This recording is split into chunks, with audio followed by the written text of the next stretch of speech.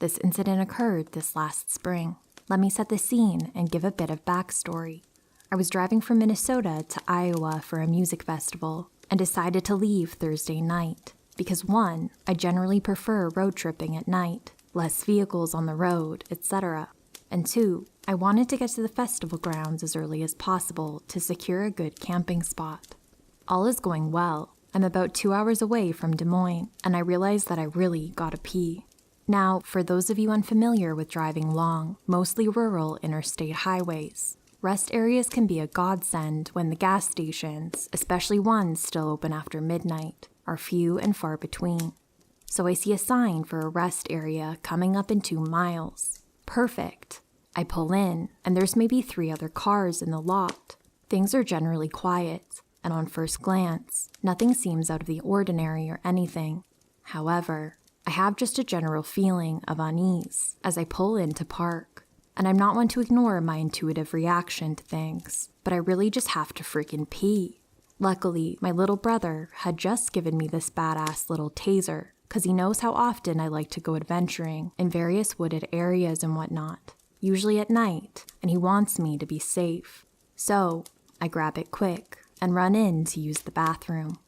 Not 30 seconds after I close my stall door, I'm the only one in the building, by the way, I hear someone yelling either babe or a name, but it's unintelligible. Just the way they were hollering made them sound unstable. At this point, my heart starts beating pretty fast, and I'm just hoping he leaves the general building, but no. I hear the main door to the women's restrooms get kicked open, and of course, he comes to the only stall door that is shut and starts kind of mumble yelling something that I can't make out. And I just said, in my sternest possible voice, "Dude, what the F?" He finally says something I can make out. "I'm looking for my effing girlfriend." So I said, "You don't know me, get the fuck out." And he proceeds to ask me my name. Like, what the fuck? Dude is clearly not in his right mind. And at this point, he starts shaking my freaking stall door. So I turned on the taser and repeated, "Get out," before hitting the little button that makes the taser do its thing. Luckily, as I'd hoped, just the sound of it was enough for him to quickly and repeatedly apologize as he backed his way out of the bathrooms. I just sat there for like 10 minutes as I regained control of my composure and then quickly walked out to my vehicle, taser at the ready, and booked it out of there immediately.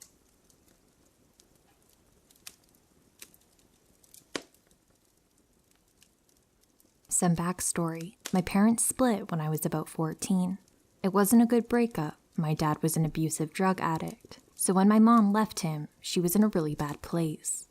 Her and my older sister was in her 20s and in full-blown party mode, kept taking her to local bars since my mom was depressed. This led my mom to becoming an alcoholic, since my sister was well on her way to becoming one too. During one of these nights, she met a guy. I didn't know much about him, just that they met him and his brother at a bar, and now she was dating him. It went pretty fast, and my sister would flirt with the brother to get free food and drinks from him. Around this time, I was about 15, and this dude just seemed off. He was probably early 40s or so, and he was always going on my mom's dates with his brother. He just kind of hung around a lot. One day, my sister decided she wanted sushi and called the brother up to take us because she knew he would pay. I did not want to go, but we didn't have food in the house, and I was hungry. We didn't have a sushi place in our town, so we had to drive to the city, which was about 30 minutes away. The entire ride, I just had this warning feeling in my stomach that kept telling me to get out of the car, that this was a bad idea. I was a giant ball of anxiety the whole 30 minutes. My sister sat in the front seat, completely oblivious to what was happening.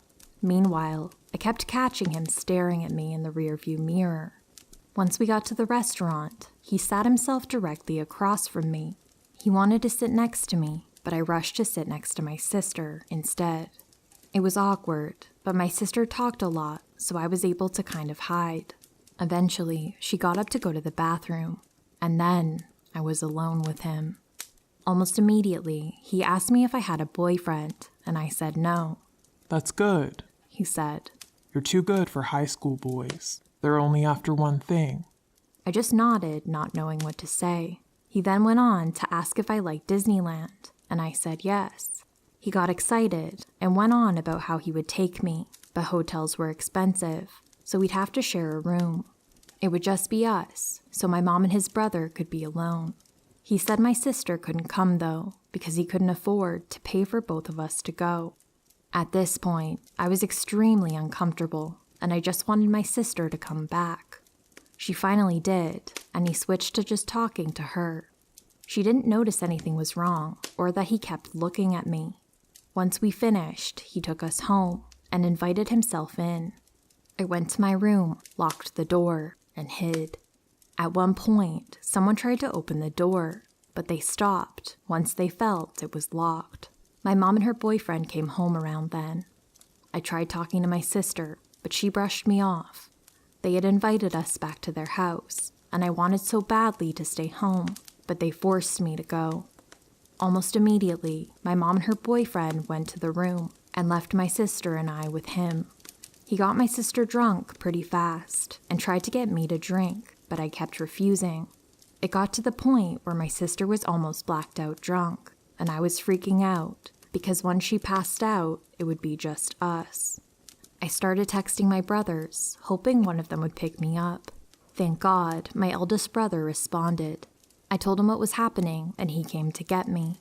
He showed up and told the guy that it was late, and I had school, so he was taking me home. He tried to protest, but my brother was very firm about it. He loaded my sister in the car, texted my mom he was taking us home, and then we left. My brother didn't live with us since he was about 30 at the time and had his own family, so he didn't know what was going on.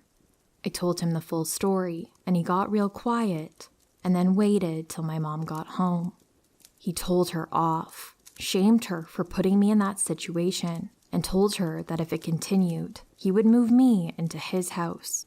My mom broke down then and told him she wanted to break up with her boyfriend because of his brother. I found out when I was older that he would sneak by the door to listen to them when they had sex. I think more happened, but my mom never talked about it more than that. She broke up with him, got a good job, and sobered up with the help of my brother. It took my sister a lot longer, but she eventually got her life together. So, to the creepy brother of my mom's ex-boyfriend, let's not meet again.